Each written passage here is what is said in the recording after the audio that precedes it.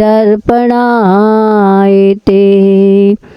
अपार गुण के गुरु रहे, अगुरु गंध अनिगार।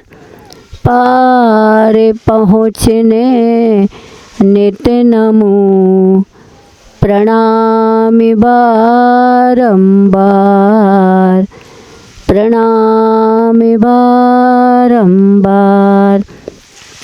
पंच परमेष्टि भगवंतों की, श्री कुंडलपुर के बड़े बाबा की, चंद्रगिरी महातीर्थ के 1008 चंद प्रभु भगवान की, विश्व शंकर चिंतामणि पार्श्वनाथ भगवान की, भगवान महावीर स्वामी की, संत शिरोमणि आचार्य भगवंत गुरुदेव श्री विद्यासागर जी महाराज की, गुरुनाम गुरु श्री ज्ञान सागर जी महाराज की, आचार्य भगवान श्री समय सागर जी महाराज की, 3 कम 9 करोड़ मुनि राजों की, गुरु वैणम भक्ति निर्झर के गवाक्ष से आचार्य भगवंत की अनुभूतियों की महक में महकते सभी भव्य जीव, भक्ति पुंज में अवगाहित पुण्य का बंध करने वाले भव्य जीवों के लिए आचार्य श्री जी ने सत साहित्य की रचना की है। साहित्य शब्द की व्याख्या मूकमाटी महाकाव्य में की है। हित सहित और सहित का भाव साहित्य, जिसमें हित हो, जिससे हित हो, ऐसे साहित्य को साहित्य कहा है।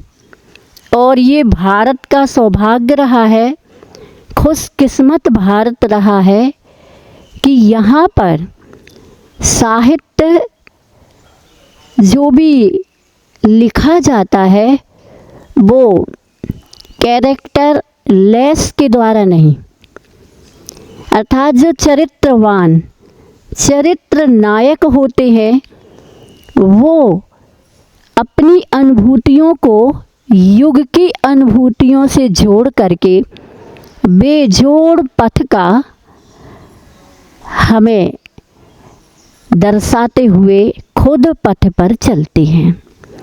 सो आचार्य जी ने अनेक शतक लिखे हैं जो जड़ से चेतन की यात्रा कराने वाले हैं। आज तक इस जीव ने धन की यात्रा तो की है, धर्म से धन की यात्रा तो की है, लेकिन धन से धर्म की यात्रा करने वालों ने धन चाहने के बाबत, धन को बढ़ाने की वृद्धि, उसी का संवर्धन, उसी का संरक्षण करने के लिए धर्म किया है। अब हमें धन से धर्म करना है। क्या धर्म से धन अगर कमाया होता तो धर्म पुरुषार्थ के माध्यम से न्याय, नीति, आचार, विचार, ये सब कुछ छुपा होता है। क्योंकि आचार्य का कहना है युग बदल चुका है, परिवर्तित हो चुका है। इसलिए आचार्य जी ने कहा ये मानव है। क्या ये मनुष्य मानव है? और वास्तव में मानवता की पहचान, मनुष्य की पहचान कल मानव का नहीं, कल मानव का नहीं, कल नदी निनाद, कलरव पंछी को रुचे, मानव तज उन्माद। क्या अगर सम्यक दर्शन से सुशोभित होना चाहता है तो मानव का कल तो है ही नहीं, मैं कल कर लूँगा, कल दान दे दूँगा, कल मंदिर जिनालय बनवा लूँगा, कल मैं माला फेर लूँगा, कल चौका लगा लूँगा। कोई भरोसा है? इतनी अकल धर्म देता है कि एक पल का भी भरोसा नहीं। और इस अकल को देने वाले गुरु, सद्गुरु, सज्जन पुरुष, साधु पुरुष, साधना रत साधक होते हैं। यह दोहा और इसका दोहन करने के लिए आशीष ने इस युग को कहा है। इस युग का दोहन किया जाए कि कल कल मानव का नहीं, कल कल मानव का नहीं, कल कल नदी निनाद। जब नदी बहती है, सागर में मिलने के लिए जाती है और फोर्स में जाती है, तो वह आवाज़ देती है कल कल। क्या वो कह रही कल अवश्य मिल जाऊंगी मैं समुद्र से, क्योंकि उसने अपनी गति, उसने अपना लक्ष्य प्रारंभ गतिशील बना दिया है। क्योंकि गति वहीं पसंद है जहाँ गंतव्य निश्चित हो। क्या? अगर गंतव्य ही नहीं तो चलते चलो, चलते रहो, कहाँ जा रहे पता नहीं, कौन हो तुम पता नहीं, उद्देश्य क्या है पता नहीं, जी क्यों रहे पता नहीं, कुछ भी पता नहीं। तो ऐसे गंतव्य के बिना गति कार्यकारी नहीं होती है। सो कल कल नदी निनाद, कलरव पंछी को रोचे। आप देखना वो पंछी, जो पक्षी घने छाँव के वृक्षों में शाम के समय और सुबह के समय कलरव करते हैं, कलरव कलरव, उनकी आवाज़ में कलरव रहता है। लेकिन मनुष्य को ये कलरव रुचता नहीं है, ये उन्माद है उसका। और ऐसे उन्माद करने वाले, 8 मद से युक्त होने वाले मनुष्यों को आशीष जी ने यह दोहा दोहन करने को कहा है। इस दोहे का दोहन हमें करना चाहिए। तो आशीष जी ने सुनीति शतक में यह भी कहा है कि विषयों का वह विषय राग, विषयों का वह विषय राग दुख कारण सुख वारण है। धर्मी का वह धर्म राग सुख कारण दुख वारण है। संध्या में भी लाली, प्रातः में भी लाली होती, संध्या में भी लाली होती, प्रातः में भी लाली होती।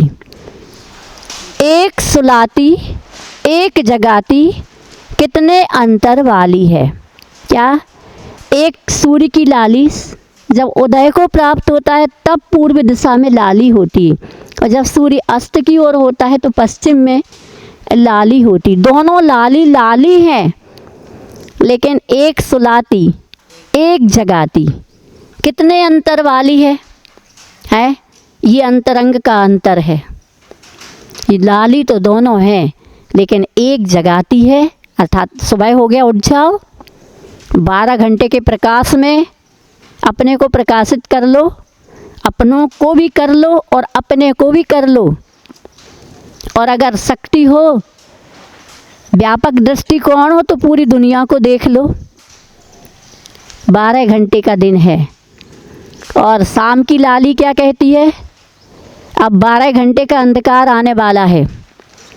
ज्ञानी अपने ज्ञान दीप को सांझ होते होते दीप जला करके वह अंधकार में भी प्रकाश का अनुभव करता है, और अज्ञानी इस अंधकार में संसार के कर्म बंध को करने वाले कार्यों को करता है, सोता है, खाता है, पीता है, सारे पाप रात को ही करता है।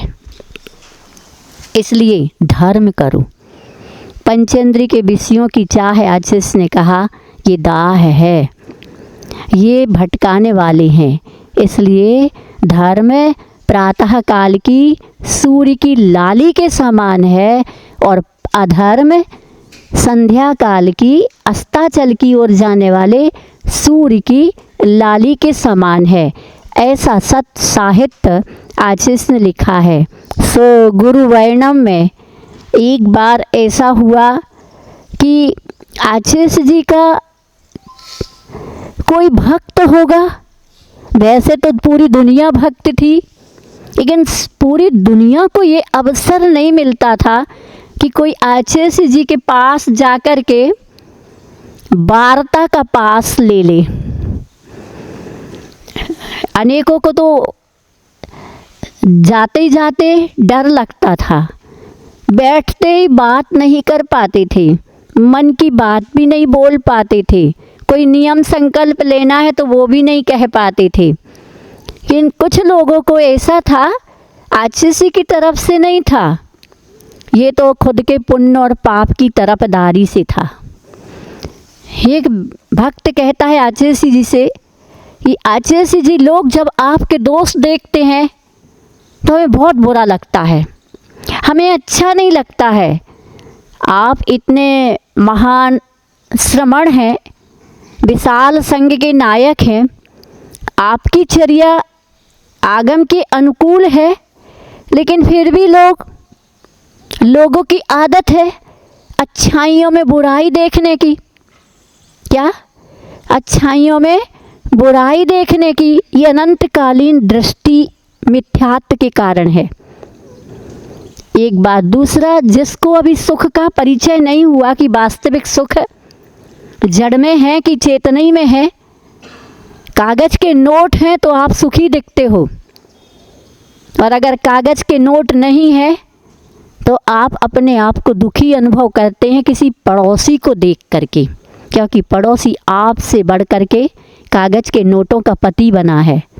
तो आप भी उस पति तक पहुंचने के लिए पतित से पतित कार्य कर देते हो। सो आचार्य जी को जब उस व्यक्ति ने कहा, तो देखो, आपको कोई कहे कि आपकी कोई बुराई करता है तो आप उखड़ जाओगे, उबल जाओगे, और देख लूँगा ये संकल्प कर लोगे। मालूम, उस जब भक्त ने कहा कि आचार्य लोग आपके दोष देखते हमें बहुत बुरा लगता है, मुझे अच्छा नहीं लगता, विकल्प होता है, तो आचार्य का कहना रहा कि देखो, बात ऐसी है, कितना अच्छा है, कुछ दोष हमारे, कुछ कर्म हमारे दूसरों के द्वारा निकल जाते हैं, और कुछ कर्म हमारे खुद के द्वारा, तप के द्वारा, साधना के द्वारा निकल जाते हैं। दूसरी बात, मेरा नाम तो ये है ही नहीं। क्या? जिस नाम को लेकर के दोष देते हैं, निकालते हैं, वो नाम तो मेरा है ही नहीं। मैं तो आत्म राम हूँ, मेरा नाम तो आत्म राम है। ये दृष्टि सिर्फ अध्यात्म के जीवन जीने वालों को ही उपलब्ध हो सकती है। दृष्टि कहाँ मिलती है? किसी मार्केट में नहीं। क्या? दृष्टि तो मार्केट की है, लेकिन मार्केट में नहीं। आपको इसकी मार्केटिंग करने की आवश्यकता नहीं, ना देश में ना विदेश में। बिना धन के, बिना दौलत के, बिना आपको खर्च किए कुछ भी खर्च नहीं करना पड़ता है। सिर्फ गुरुओं के सानिध्य में भगवान की देशना जो जिनवाणी से प्रवाहित है, वो गुरु के मुख से सुन लो। जैसे वह बच्चा है छोटा सा, और छोटे से बच्चे को और कोई खिलाए तो उसकी अनुभूति, और माँ खिलाए तो उसकी अनुभूति, कितना फर्क होता है। माँ तो माँ होती है, ऐसे ही गुरु गुरु होते हैं। तो आज स्वामी समंत भद्र जी के माध्यम से यह रत्न करंडक श्रावकाचार तुम श्रावक भव्य जीवों को लिखा गया है। गुरुओं की करुणा, वात्सल्य, और जो मुझे मिला है वो सबको मिले, इस भावना से शायद ओत प्रोत कोई मिल जाए इस युग को, श्रावकों में भी मिल जाए कि जो मुझे मिला है वो सबको मिले। क्या? हाँ, कोई दुखी है, कोई सताया हुआ है, कोई पीड़ित है, कोई परेशान है, वो कहता है हे भगवान ऐसे ही सबको मिले।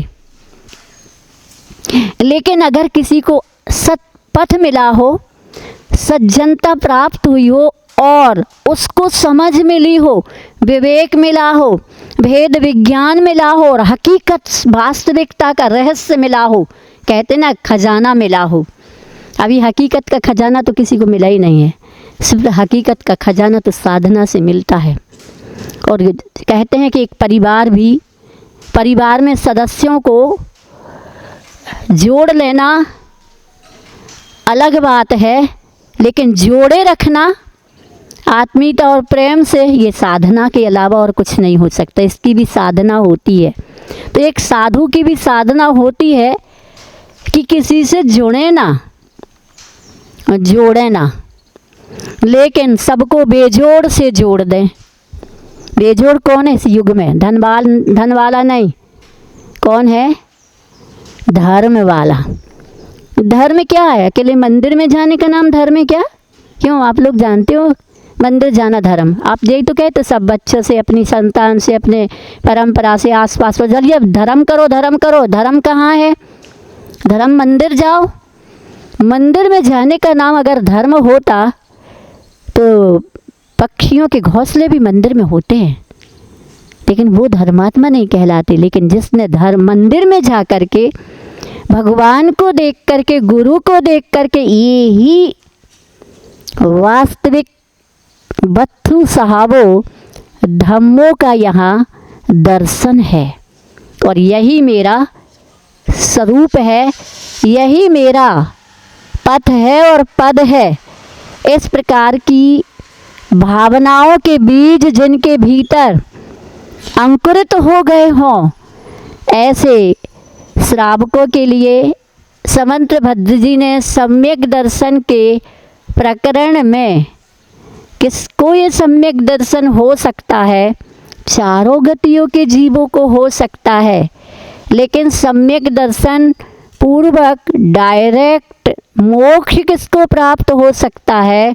तो मनुष्यों को हो सकता, वो भी मिलेक्ष खंड में कि आर्य खंड में रहने वाले। आप सौभाग्यशाली हैं, आर्य खंड में और जैन कुल में जन्मे। कितना धर्म किया होगा, कितनी मंद कसाएँ रखी होंगी, कितनी भावनाएं भाई होंगी, कितनी प्रार्थनाएं की होंगी कि हमें जैन कुल और मनुष्य पर्याय मिल जाए। और ऐसी भी भावना भाई होगी कि गुरु मिल जाए तो और अच्छा। तो सबको क्या मिले ना? गुरु। उसी युग में जन्मे जिस युग में गुरु 250-300 साल, जो पंडित टोडरमल जी, बनारसी दास जी, ध्यानत राय जी, उनको गुरु नहीं मिले। वो बनारसी दास जी, उनको गुरु नहीं मिले, सदगुरु नहीं मिले, श्रमण गुरु नहीं मिले, और वो स्तुति लिख करके गए। वो गुरु कब मिले हैं? कौन से गुरु? जिन गुरुओं ने तीर्थंकर की देशना सुनी हो और तीर्थंकर और भगवान बन कर के सिद्ध शिला पर विराजमान हो गए हों, वो गुरु कब मिले? और अपन को वो ही गुरु मिल गए। मिले कि नहीं? इस युग को मिले और उस काल खंड को मिले जिस काल खंड में हम तुम सब शांति की श्वास लेते लेते, शांति का साम्राज्य बाहर नहीं भीतर है। सो तुम भीतर जाओ, तुम भी तर जाओ। ये सूत्र दे करके आचार्य जी ने हमें समंत भद्र जी के रत्न करंडक श्रावकाचार को सुनने का संकेत दिया। सारे श्रावकों रत्न करंडक श्रावकाचार सुनो। समय सार के पहले श्रावकाचार सुनो। आचार्य ने कहा ये उल्टी रीति ठीक नहीं है। अगर कोई भी प्राइमरी से पढ़ाई ना करके वह कॉलेज की पढ़ाई में सम्मिलित हो जाए, हो सकता है ऐसा? नहीं हो सकता ना? तो क्रमशः होना चाहिए ना। तो पहले श्रावक को समझो सम्यक दर्शन को प्राप्त करने की भूमिका क्या है। सो यहाँ पर सम्यक दर्शन के प्रकरण में स्वामी समंत भद्र जी ने कहा, जो सच्चे देव शास्त्र गुरु को उपादेय भूत मान करके आत्म तत्व को परम उपादेय मानता है, और जब परम उपादेय मानता है तो देव शास्त्र गुरु के साथ साथ मानने के साथ साथ कुछ शर्तें हैं। वो शर्तों में 3 मूर्ताएं नहीं होना चाहिए, 8 मद नहीं होना चाहिए और 8 अंग होना चाहिए। विकलांग नहीं चाहिए, अपंग नहीं चाहिए। ना अपंग को और ना ही विकलांग को सम्यक दृष्टि नहीं कहा जाएगा। आपके अंग विकल हो तो चलेगा। मनुष्य के 8 अंग में कोई विकलता है, मान लो आँख नहीं है, हाथ नहीं है, पैर नहीं है, कान से सुन नहीं पा रहा है, तो भी सम्यक दर्शन हो सकता है। लेकिन अगर सम्यक दर्शन के अंग एक भी नहीं है तो वो विकलांग को सम्यक दर्शन नष्ट हो जाएगा, होगा तो ऐसे 8 मद कौन कौन से हैं? तो कल आप सभी ने सुना था, ज्ञान मद, पूजा का मद, कुल मद, जाति मद, बल मद, रिद्धि मद, तपो मद और शरीर का मद। ये 8 मद हमें हमेशा, ये 8 चीज़ें हमें मद पैदा करती कब? जब हमारे पास भेद विज्ञान ना हो, तब जब हमारे पास सम्यक दर्शन ना हो, तब जब हमने सही सही स्वाध्याय को ना सुना हो, और सुना तो है लेकिन हमारे अज्ञान की निवृत्ति ना हुई हो, राग देश की हानि ना हुई हो, चतुस्थानीय कर्म का उदय चल रहा हो, तो मिथ्या दृष्टि जीव को धर्म वचन न सुहाए। कहूँगे के उठ पड़े के घर को, कहूँगे के लड़ पड़े के उठ घर को जाए। इसमें कहीं हमारा नंबर तो नहीं है। बाहर से न लड़ते हों, भीतर से खोलते हों। कुछ लोग बोल नहीं पाते क्योंकि उनको पता है एक शब्द बोला तो अभी हमारी धज्जियाँ उड़ा देगा ये सामने वाले। भीतर से, आज से कहते भीतर से कैसा होता है? गामा पहलवान पहलवानी में बहुत पहल करता था, प्रसिद्ध था। वो एक बार अपने मकान की छत पर अभ्यास कर रहा था कसरत का, और जब अभ्यास कर रहा था तो पट्टी पर रखी एक ईंट, छत की पट्टी पर रखी एक ईंट गिरती है और एक व्यक्ति के सिर पर लगती है।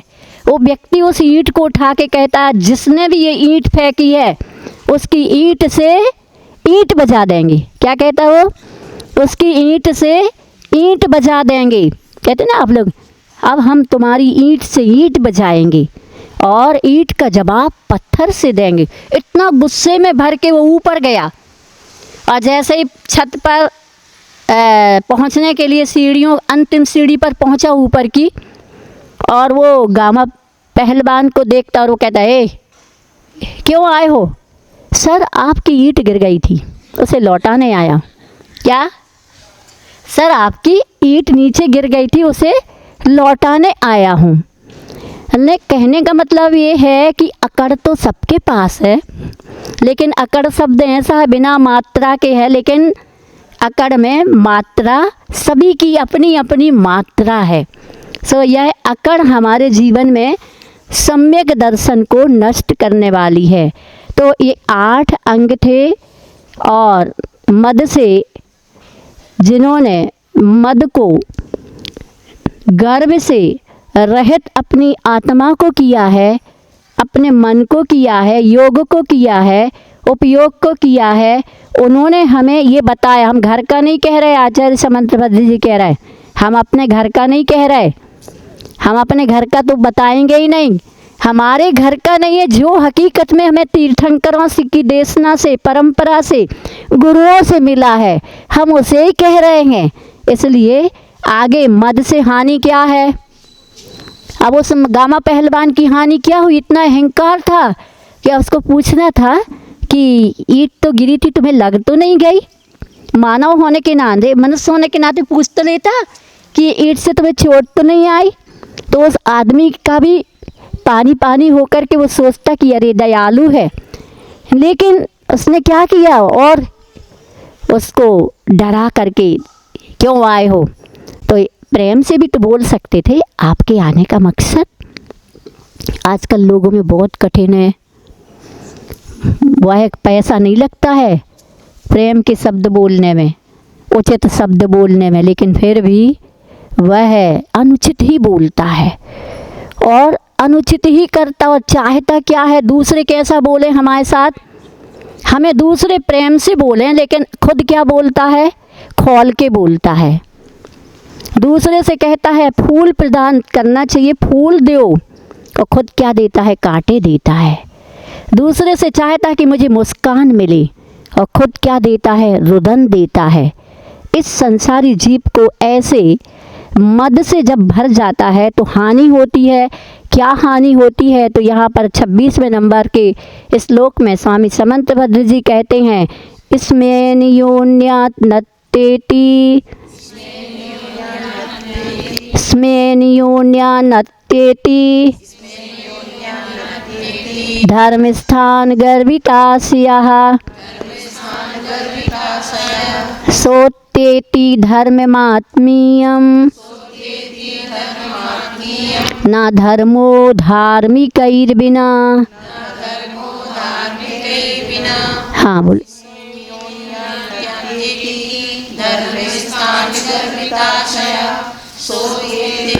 सोत्तेति धर्ममात्मीयम् न धर्मो धार्मिकैर्विना। हाँ इसमें यो अन्यान अत्येति धर्मस्थान गर्भित आस्यः सोत्तेति धर्मम आत्मीयम न धर्मो धार्मिकैर्विना। हाँ, इसमें उपर्युक्त मद से यह जो पुरुष अन्यान अत्येति अन्य जीवों को तिरस्कृत करता है, क्या, मद के कारण जो पुरुष अन्य जीवों को अत्येति तिरस्कृत, दूसरे लोगों को तिरस्कृत करता है, वह धर्मम आत्मीयम। हाँ, धर्म स्थान, इसमें मद से जो अन्य पुरुषों को या अन्य जीवों को अत्येति तिरस्कृत करता है, धर्म स्थान गर्भितास्यः, और धर्म स्थान में भी क्या करता है, रत्नत्र रूप धर्म में स्थित जीवों को, अतः वो कैसे हैं, अन्यान जीव, अन्य दूसरे लोग कैसे हैं, जो धर्म स्थान में स्थित हैं, उनका अत्येति तिरस्कृत करता है। गर्भितास्यः गर्भ से चित्त होता हुआ, सो अत्येति धर्मम आत्मीयम। हाँ, सो तिरस्कृत करता हुआ अपने धर्म को तिरस्कृत करता है, क्या, वह अपने ही धर्म को तिरस्कृत करता है। आचार्य कहते हैं कि जो दूसरे पर कीचड़ फेंकेगा उठा के, तो बाद में दूसरा तो बाद में तिरस्कृत होगा, पहले आपका हाथ काला हो ही जाता है। इसलिए धर्म को जो तिरस्कृत करता है, क्योंकि धार्मिक ही बिना ना धर्मो, क्या, धर्मात्मा के बिना धर्म नहीं होता है। जो गर्भ के वशीभूत रत्नत्र रूप धर्म में स्थित धार्मिकों की अवमानना करता है, वह निश्चय से अपने ही की अवज्ञा करता है, अपनी ही अवज्ञा करता है, क्योंकि वह एक ध्रुव सत्य है कि धार्मिकों के बिना धर्म का अस्तित्व संभव नहीं है।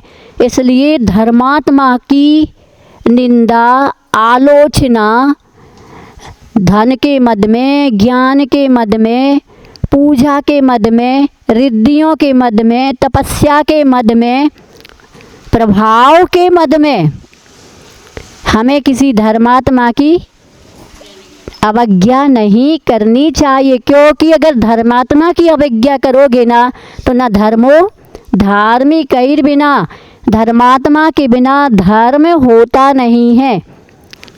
तो धर्म है क्या, क्या है धर्म, सम्यक दर्शन, सम्यक ज्ञान, सम्यक चारित्र ये धर्म है और इसको धारण करने वाला धर्मात्मा होता है। इसके बिना धर्म दिखाई नहीं देता है। आप अकेले देखो आकर के मंदिर में या यहाँ भगवान तो दिखेंगे, लेकिन वस्तु का जो स्वभाव है उसकी उपलब्धि का एक है, क्योंकि हमारे भगवान तो बोलते नहीं हैं। हाँ, गुरु में अवश्य वो बोलते भी हैं, अर्थात वो भगवान कैसे होते हैं और भगवान कैसे बनते हैं ये हमें आशीषी ने सबको दिखाया। नहीं, भगवान कैसे होते, तो भगवान ऐसे होते हैं जिनकी छवि में आदि ब्रह्मा 24 तीर्थंकर की छवि झलक जाए। कुंद कुंद से लेकर के आचार्य भगवान कुंद कुंद से लेकर के सभी आचार्यों की छवि झलक जाए। ऐसी मुद्रा दिगंबर मुद्रा, और दिगंबर मुद्रा ही अकेले नहीं, भावलिंग के साथ कैसे समझेंगे, तो उनकी चर्या और उनके व्यवहार से। उनकी चर्या कैसी है, तो आगम में जैसी कही वैसी। व्यवहार कैसा है, एक बार आचार्य जी से किसी ने कहा, महाराज आप नाराज नहीं होना। क्या महाराज आप नाराज नहीं होना। आचार्य जी कहते हैं जो नाराज हो वो महाराज नहीं, और जो महाराज है वो नाराज नहीं। तब उसको हाँ आप ठीक है। लेकिन कभी कभी देखा ना आचार्य जी को नाराज़गी दिखानी पड़ती थी जब लोग टूट पड़ते थे, मर्यादा का उल्लंघन करते थे। सही तो है, दूसरा कोई व्यक्ति खड़े होकर के देखे जो धर्म ना जानता, वो सोचेगा ऐसा है, ऐसा होता है धर्म, तो कैसे होना चाहिए। ये भी आचार्य जी ने सबको सिखाया। पंचकल्याणक के दिन जब भगवान का आहार होता था, उस दिन आचार्य जी जो कमेंट्री करते थे वो सारी बताते थे कि पड़गाहन में कैसा होना चाहिए, प्रवेश कराते हैं तो कैसा होना चाहिए। लेकिन ऐसा था कि जब आचार्य जी का पड़गाहन होता था, लोग ऐसे भागते ये भी नहीं देखते कौन सोला और कौन बिना सोला, चौके में भर जाते। अभी आचार्य जी ने तो प्रवेश ही नहीं किया, कक्ष आहार का चौका का कक्ष पूरा भरा है। अब आचार्य जी क्या करें, तो पहले बाहर आओ सब लोग, निकल परमात्मा बनो। तो उस अकल के साथ ही निकल परमात्मा बन सकता है।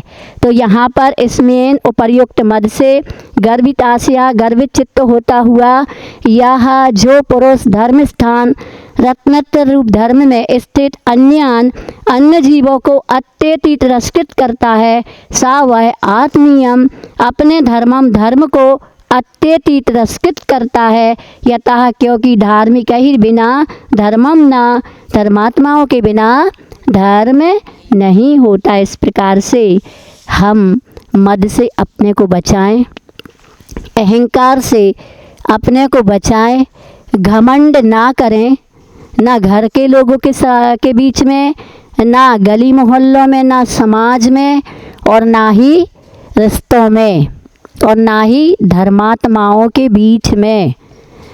अगर आप अच्छी कमाई करके जानते हो और आपका भाई कम कमाई करके जानता है, तो यहाँ पर मद करने की आवश्यकता नहीं है। मद को उलट दो, अपनी दम अपनी ताकत भाई के सहयोग में भी लगा दो। वो हमारे साथ अन्याय करता, धर्म तो ये कहता है वो अन्याय नहीं कर रहा है, तुम्हारा कर्म अन्याय करा रहा है। लेकिन हमारा व्यवहार, अच्छे से कहते मत दिलाओ व्यवहार, मत दिलाओ विश्वास, लौट आता है व्यवहार से। हमें विश्वास दिलाने की आवश्यकता नहीं, हमारा व्यवहार क्या कर देगा, हमारा व्यवहार खोए हुए विश्वास को ला सकता है। हाँ, कभी कभी अन्याय करने वालों का एक नियम ही बन जाता है, मकसद उद्देश्य ही बन जाता है। तो चाणक्य नीति ने मैं सुना था, चाणक्य ने बताया, अच्छा ये बताओ सर्प, अरे सांप और दुर्जन पुरुष, ये दो तुम्हारे सामने हैं और चुनने को कहा गया है। किसको चुनोगे? मैं बताता हूँ, चाणक्य ने कहा मैं बताता हूँ, सांप को चुन लेना। सांप तो एक बार डसेगा, लेकिन दुर्जन तो कदम कदम पर आपको डस कर परेशान करेगा। ये नीतियाँ हैं, इसका मतलब ये नहीं एक सांप जैसा कोई है और एक दुर्जन ऐसा है कि वो अपनी अनुचित व्यवहार से हमेशा उसका मकसद ही बन जाता है। लेकिन आपने ये भी तो सुना होगा कि नायक के साथ एक खलनायक भी होता है। नायक, परंतु नायक कभी खलनायक से अपने आप को फालतू की नकारात्मक सोच में वह अपने को कर्तव्यों से विमुख नहीं करता, वो तो करता जाता है। वो पंक्तियाँ अच्छे सी कहते हैं कि वो पंक्तियाँ याद कहता है, निंदक निरिय राखिए आंगन कुटी छवाए, बिन पानी साबुन बिना निर्मल होत स्वभाव। रखना चाहिए, कोई रहना चाहिए, हमें कोई रोकने टोकने वाला होना चाहिए। अच्छा कैसे? रोकने टोकने वाला पीछे लग जाए तो परेशानी आ जाएगी। ध्यान रखना, वो गलत होने से आप गलत नहीं हो पाओगे अगर कोई तुम्हारे पास ऐसा व्यक्ति रहेगा। इसलिए नायक खलनायक से तो सावधान रहता ही है, लेकिन इसके माध्यम से कोई ऐसा कदम ना उठ जाए जिससे कि खलनायक को हो हल्ला मचाने का माध्यम मिल जाए। तो ये बहुत अच्छे से आचार्य भगवान ने हम सबको समझाने की कोशिश की है और सभी को सम्यक दर्शन प्राप्त हो, इस भावना के साथ ये जो कुछ पुण्य के उदय में मिला है ये सब पुण्य के योग से है। इसका क्या भरोसा है, आज मिला है, आज करोड़पति हैं। आचार्य कहते एक ही रात में रोडपति हो जाते हैं लोग। ये सब पुण्य और पाप का खेल है, लेकिन ये तो सब चलता रहता है उतार और चढ़ाव। लेकिन हमारे परिणामों में उतार और चढ़ाव ना हो, ये तो जड़ का है, पुण्य और पाप के फल है। इसमें ना हमें हर्ष करना है और ना ही विषाद करना है। ऐसी भावना के साथ चिंतन करो, फिर भी धन कमाओ। आज आचार्य जी का प्रवचन चल रहा था, सुबह हम परिक्रमा दे रहे थे, हम आरिकाएँ और बहनें कुछ। उस समय आचार्य जी कह रहे थे कि लोगों को धन कमाने का निषेध नहीं है, लेकिन लक्ष्मी का भंडार भी भरो और सरस्वती जो शुभ की प्रतीक है उससे भी अपनी बुद्धि को परिष्कृत करते रहो, तो लाभ आपको शुभ भी हो और लाभ भी हो। लिखते ना आप लोग शुभ लाभ, द्वार पर लिखते ना शुभ और लाभ, ये है। लेकिन आजकल तो ऐसा हो गया कि सिर्फ लाभ ही चाहता है, शुभ चाहता ही नहीं है, कि नहीं? तो आज से ध्यान रखना, आप लोग बाहर से आए हुए हैं कुछ लोग। शुभ लाभ आचार्य कहते हैं, नहीं लाभ शुभ लिखने लगे ना तो पहले लाभ और फिर सोचेंगे शुभ का फिर तो ऐसा हो गया कि एक व्यक्ति ने भगवान के मंदिर में जाके कहा, भगवान अगर मेरा मकान बिक जाएगा तो आधा तुम्हारा और आधा हमारा। भाग्य से मंदिर से बाहर निकला, मकान बिक गया, आ गया खरीदने वाला, तो उसने 1 करोड़ में मकान खरीद लिया। तो उसने कहा सुनो सुनो, हमारे मकान की एक विशेषता है, हमारे घर में एक बिल्ली रहती है, बिल्ली की कीमत है 99 लाख 99,000 और 999 और 100 रुपये है मकान की कीमत। बोले मुझे इससे क्या मतलब, मुझे आप मकान का ज़्यादा लगाओ कि बिल्ली का लगाओ, मुझे तो 1 करोड़ में आप दे रहे हो तो 1 करोड़ में खरीदना। उसने कहा ठीक है। ले अब भगवान के पास गया, देखो भगवान 50 मकान 100 रुपये में बिका है, 50 तुम्हारे 50 हमारे। इसलिए अब लाभ पहले लिखने लगा है और बाद में शुभ, क्योंकि ये अभिप्राय हम ही ने तो उसमें डाल दिया, अन्यथा पहले शुभ ने सरस्वती ने आशीष ने कहा कि लक्ष्मी का वाहन क्या है? उल्लू। क्या है? उल्लू। लक्ष्मी का वाहन उल्लू है। अगर आचार्य जी का कहना है कि ये धर्म पुरुषार्थ से रहित है तो लक्ष्मी इसको उल्लू बनाती है और ये पूरी दुनिया को उल्लू बनाना चाहता है। इसलिए दौलत वालों, लक्ष्मी का वाहन उल्लू है। दौलत आते ही उल्लू जैसी प्रवृत्ति का, कि उल्लू क्या करता है? रात से प्रेम करता है अंधकार से और प्रकाश से द्वेष करता है, साधु संतों से, सज्जनों से, धर्म से।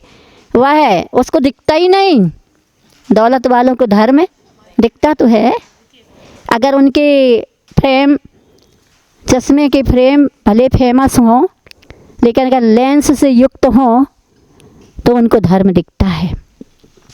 लेकिन अच्छा फ्रेम हो, फेमस, आप फेमस हैं, और अगर लेंस नहीं है तो आप दौलत देते तो हो, लेकिन उसके साथ साथ आप और भी बहुत कुछ लेते हो, जो आगे समय हो चुका है, आज बताने का नहीं है। आप सभी बाहर से आए हुए हैं आचार्य जी की समाधि स्थली, जहाँ से आचार्य जी ने अपनी साधना काल का अंतिम फाइनल एग्ज़ाम्स, जो जिसके बिना साधना व्यर्थ जैसी मानी जाती है, उसको यहाँ से महाप्रयाण किया और इस युग को जो दिया है वह अद्भुत दे कर के अब हमारा फर्ज बनता है कि हम इस समाधि स्थली में और इस चंद्रगिरी तीर्थ पर अपने जीवन को